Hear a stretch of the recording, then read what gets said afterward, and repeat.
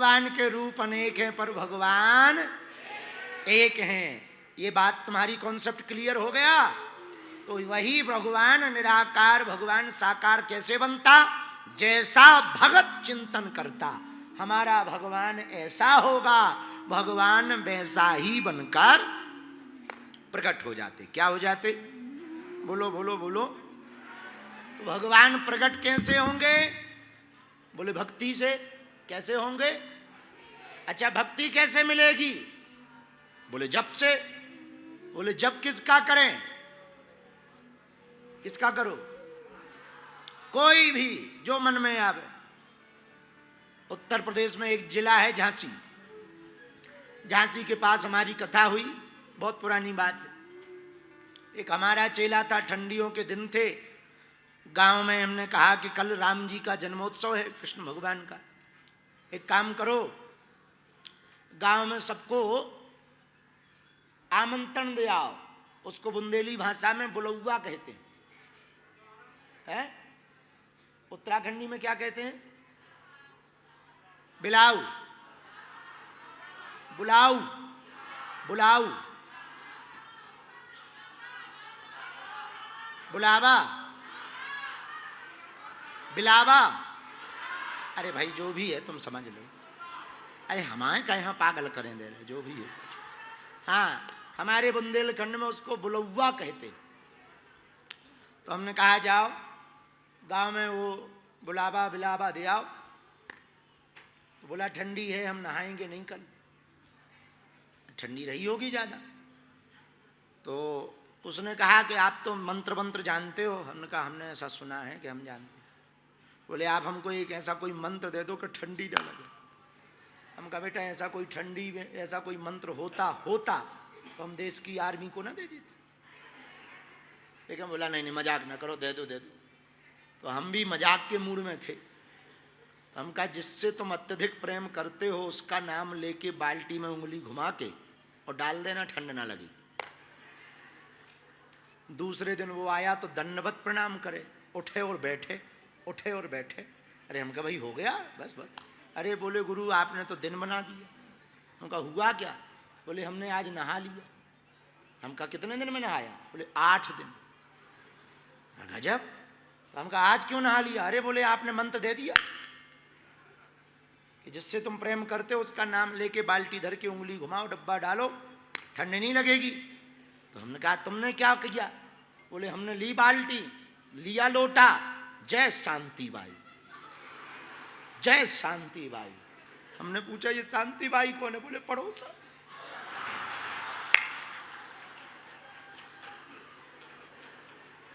तो हमने कहा पड़ोसन का नाम लेने को हमने कब कहा? बोले आपने कहा था जिससे मोहब्बत करते हो उसका नाम लो, प्रेम करते हो, ठंड ना लगी। तो ये तो बात चलो विनोद में हो गई, पर इसका आशय क्या समझोगे?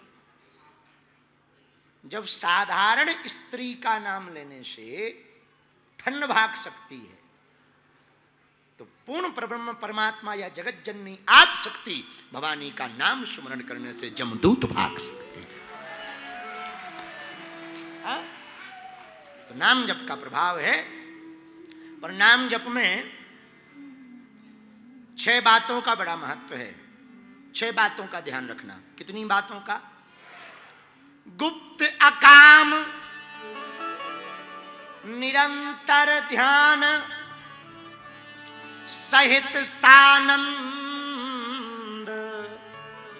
ओ आदर जुत जप से तुरत पावत परमानंद। बोले 6 बातें क्या?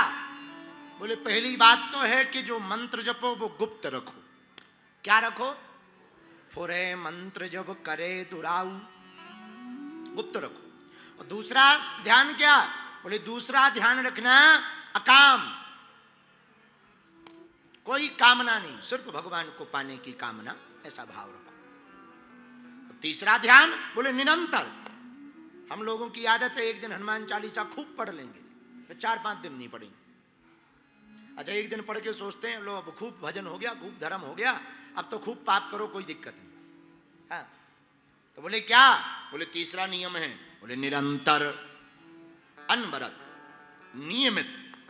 और चौथा ध्यान, जब जप करो तो जिस इष्ट का आराध्य का जप करो उसका ध्यान रखो। राम जी का करो तो नीलांबुज समाभासम नीलांबुजग श्यामल कौमिलांगम सीता समारोपित बाम। जिसका ध्यान करो उसके रूप का चिंतन करो। क्या करो? तो 6 बातों में, पहला गुप्त, दूसरा काम, तीसरा निरंतर, चौथा ध्यान, और बोले 5वां, बोले आनंद में भरकर। कैसे? भले ही 10 माला नहीं 1 माला करो, पर आनंद से करो। कई लोग हैं 10 माला कर रहे खुजली,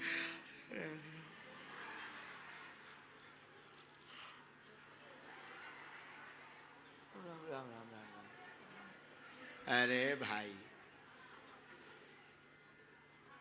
हद हो गई तुम्हारी।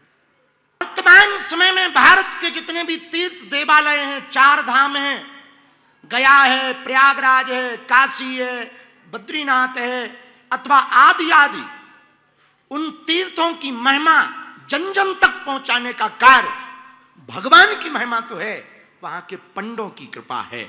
वो बेचारे हर साल घर आकर, तुम्हारे घरों में आकर तुम्हें प्रसाद देकर के, बद्रीनाथ का प्रसाद घर में पहुंचाकर, बद्रीनाथ का जल देकर कहते हैं हम बद्रीनाथ के तुम्हारे पंडा हैं और तुम दर्शन करने आना, तुम दर्शन करने आना। ना उन्होंने उस वक्त तप किया होता, 2-2, 3-3 महीने के लिए घर छोड़कर जाते थे पंडा। जो यहाँ के अभी वर्तमान में पंडा है, उनके दादा परदादा चलते नहीं बनता था, गाड़ियां नहीं होती थी, पैदल जाते थे। किसी गांव में एक भी उनका जजमान है तो वो 5 किलोमीटर पैदल जाते थे कि वो हमारा जजमान बिना प्रसाद के ना रह जाए। वहां तक जाते थे, प्रसाद देते थे और लिखते थे। और आप सुनकर के आनंदित होंगे, आज भी तुम्हें तुम्हारे दादा का नाम के बाद दादा के पिता का नाम पता नहीं होगा, पर तुम्हारे पंडों के पास तुम्हारे पूरे दादा परदादाओं के नाम सुरक्षित रखे। तो सबसे ज्यादा महिमा किसी की है तीर्थ में, नारायण के बाद वहां के पंडों की है। और हमारी प्रार्थना है, जब भी स्नान करने किसी भी तीर्थ में जाओ, अपने पंडे के पास जाया करो। एक वकील चाहता है कि तुम किसी मुकदमे में फंसो ताकि तुम्हें वकील की जरूरत पड़े। एक दर्जी चाहता कि तुम्हारे वस्त्र फटे ताकि तुम हमसे कपड़े सिलवाओ। डॉक्टर की अनुशंसा रहती कि तुम बीमार पड़ो ताकि हमारा हॉस्पिटल चले और जरूरत हो। पर एक आचार्य, पंडित और पंडा चाहता तुम्हारे घर में मंगल हो ताकि हम आ सके, तुम्हारे घर में कुछ भला हो। वो सदैव भला की बात करते। इसलिए कभी भी तीर्थ जाओ, अपने पंडा के पास जरूर जाओ, भले ही कुछ ना हो चढ़ाने के लिए, जाओ जरूर। तुम्हें पता है इनकी कितनी कृतार्थता, करुणा है, बहुत करुणा है। जब हमारे गांव के, हमारे शहरों के गांव के लोग आया करते थे चारों धाम की यात्रा पर, अपने पंडों के पास पहुंचते थे, अपने बच्चों की ओढ़ने वाली रजाई तो लोगों को उड़ा देते थे। ठंड बहुत है, ओढ़ लो, पूरी बन गई है, खा लो। और कभी कभी जाते जाते जब जजमान बोलता, पंडित जी किराया नहीं, कोई बात नहीं, ये किराया रख लो, जब हम वापस आएंगे गांव चुका देना, चुका देना। और फिर वो गांव में आते थे, 5-5, 6-6 किलोमीटर पैदल चलकर 3-3 महीने घर से बाहर रहते थे। इस तीर्थों को, तीर्थ की महिमा को जन जन तक पहुंचाने का सबसे बड़ा कार्य पंडों ने और आचार्यों ने किया। उनके प्रति कृतज्ञता जरूर रखना, बहुत कृतज्ञता रखना। तुम्हारे पूर्वजों ने बहुत कृतज्ञता रखी पंडों के प्रति, तुम भी रखना। भारत को जातिवाद में मत धकेलना और जातिवाद की दृष्टि से मत देखना, हमारी परंपरा की दृष्टि से देखना। जैसे कंप्यूटर में हमारा डाटा सेव रहता है, वैसी पंडों के पास हमारे पूर्वजों का नाम सुरक्षित रहता है। कभी भी तीर्थ जाओ, ये यहां की बद्रीनाथ के दर्शन के पहले आप जिस रास्ते से जाएंगे, उस रास्ते के मध्य में जितने भी मकान पड़े होंगे पुराने, आप पुरानी खोलियां देखना, लकड़ी के मकान, बरामदे, पुरानी पुरानी। कभी हमने तो बहुत देखा इन रातों में, 21 रातों में, कभी कभी हम महाराज जी के साथ तप्त कुंड जाते थे रात को 12-1 बजे के बीच में। रात को जब रात को जाते थे तो सब सन्नाटा मिलता था बद्रीनाथ की गली में।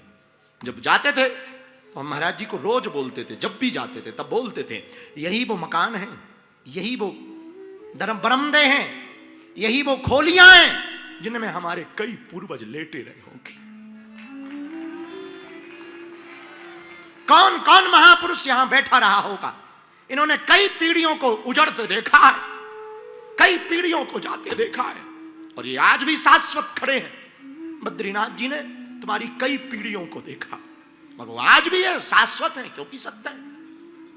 इसलिए मेरे पागलों, कभी भी किसी भी देवालय तीर्थालय जाओ तो वहां की 3 महिमा है। तीर्थ में जाने के 3 बातों को स्मरण रखना है तीर्थ में जाकर।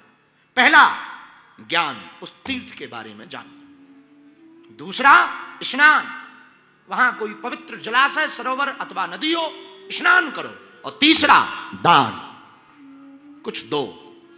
जरूरी नहीं धन दो, भगवान को मन दे दो। जरूरी नहीं है कि तुम धन का ही अर्पण करो, मन दे दो। तुम्हारे जो पूर्वज हुआ करते थे उन पे धन नहीं होता था, उधार कर देते थे, आचार्य घर जाते थे और तब भी वो धन नहीं दे पाते थे, गरीबी बहुत होती थी, तो अनाज निकलने के बाद अनाज देते थे। महाराज पैसा नहीं है, पिसी रख लो। हमारे बुंदेलखंड में गेहूं को पिसी कहते, पिसी रख लो, अनाज रख लो।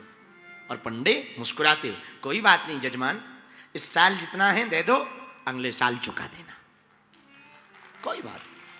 किराया लेकर आए हैं और किराया नगद लेकर आए, और वो पुरोहित 1 साल बाद आया और फिर भी उसकी करुणा देखो, अगले साल चुका देना।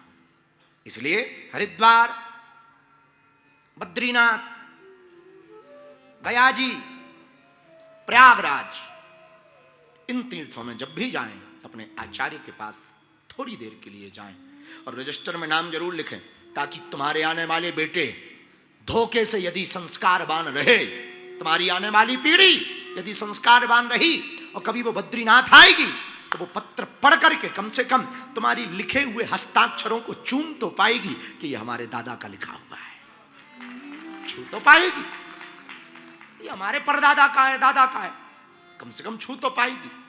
अभी हम कुछ दिन पहले गया जी गए, वहां हमने गया जी में श्राद्ध पक्ष के बीच में महाराज जी भी थे, वहां पूजन चला, कथा चली, तो हमारे जो पंडा जी हैं वो आए, वो जैसे ही आए तो प्रयागराज में भी अभी थे, वहां भी आए, तो उन सब ने हमारे दादा परदादा जो जो गए थे उनका रजिस्टर निकाला, नाम लिखाया।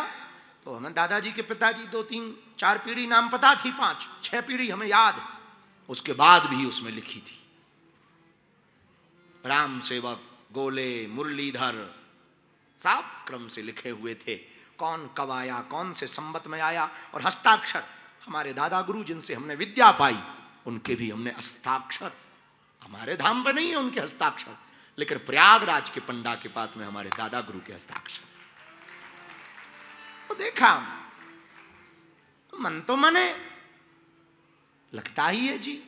इसलिए तीर्थ जाओ, तो हमारी प्रार्थना है हाथ जोड़ करके आप सबसे,